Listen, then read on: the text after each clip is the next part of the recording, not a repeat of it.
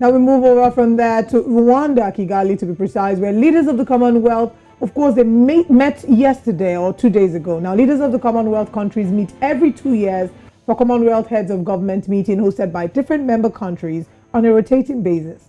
Since 1971, a total of 24 meetings have been held. This year, the Commonwealth Heads of Government meeting 2022 takes place in Kigali, Rwanda from 20th June and will last through till the 25th of June. The theme for this year is Delivering a Common Future, Connecting, Innovating, Transforming. This theme highlights how the 54 member countries in the Commonwealth family are innovating, connecting and transforming to help achieve some of its biggest goals, like protecting natural resources and boosting trade. Yesterday, of course, we had the opportunity of being joined by Isabella, who's a broadcast journalist and a Flourish Africa delegate for the Commonwealth Heads of Government meeting 2022. And she does have an update for us today from the meeting. Let's take a look. Isabella Adediji, and I'm coming to you from Kigali, Rwanda, where the Commonwealth Heads of Government meeting is currently taking place. As an entrepreneur, I'm always looking for opportunities to learn, relearn, and unlearn, and this definitely fits the bill. So when we came in on Tuesday for day one of the Commonwealth Business Forum, we're in the company of people young and old from 54 countries. I mean, just think about the networking potential. And I cast my mind back to that opening panel discussion it had President Kagame of Rwanda, His Excellency. It also had our very own Dr. Akinwumi Adesina, the President of the Africa Development Bank. And three things stood out for me. The first was the need to prioritize education, and I'm talking about equal opportunities for young boys and girls to get quality education. And even when we grow into adulthood, we need to look at capacity building to ensure that we are able to work in the future. I'm talking about jobs for the future, the training. The second thing that stood out to me from that first conversation was, of course, access to funding. I'm an entrepreneur, I'm young. I do not have 40 years of tax. But imagine having a bank that understands my needs as a young entrepreneur. So I was really excited when Dr. Akinwumi Adesina said he's creating, that's the AFDB is creating youth entrepreneurship investment banks, which will understand, our peculiarities as young entrepreneurs and guide us and ensure that we get the capital to grow our businesses. And the third thing was inclusion. I'm a woman, I'm an entrepreneur, I'm young, and we need to be not just in the room but at the table, not just when we're talking about women and youth, but at all levels. We need to be carried along, because let's face it, we are the majority, young people are the majority, and that means we are the future. So inclusion, inclusion, inclusion.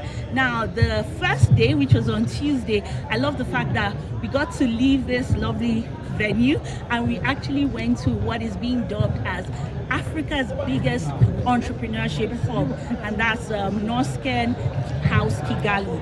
And I was just listening to some of the startup founders present and just listening to their ideas. I was really encouraged, and I started thinking about us back home. We have our hubs in Yaba, we have our Vibranium Valley, and the need for us to really have an innovation city where entrepreneurs, where startups can ideate, they can build, they can grow their organizations to solve our problems locally, and at the same time add value.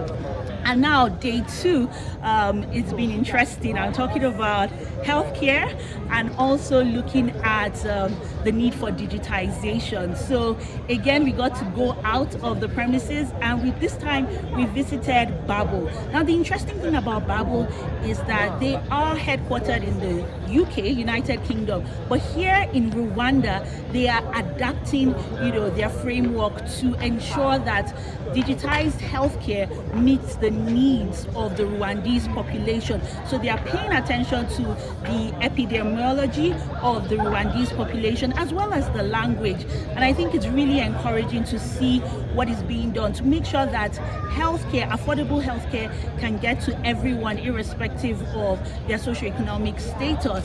Now, what will I be taking away? I mean, I really enjoyed Kigali. I mean, the cool breeze, the beautiful scenery, the coffee. I do miss my pepper back home, but I'm really going to be going away with new connections. I'm going to be going away with a lot to think of, and obviously to position my business to a global audience. Indeed, it's about innovating, transforming, and like they've said throughout, it's about putting the common back into the wealth. So I like that way. That was a nice way to end it. Putting the common back in the wealth. That's beautiful. Absolutely. And it looks like she did have a lot of fun in Rwanda. Of course, the conversation continues. I like some of the things that she mentioned, which is, more interest in young people, investing in the young people, and of course, understanding that they also need some level of investment. So, like the AFDB president mentioned, they will be creating a bank, I believe, to enable more young people access funds to invest in your businesses. So it's pretty interesting, and looking forward to seeing what it brings. Absolutely great content there, and I'd love to visit Rwanda. Hopefully the next Commonwealth Heads of Government meeting will have Osalge and I attending there on behalf of Breakfast Central. So thank you very much, Isabella Adediji, for that brilliant report.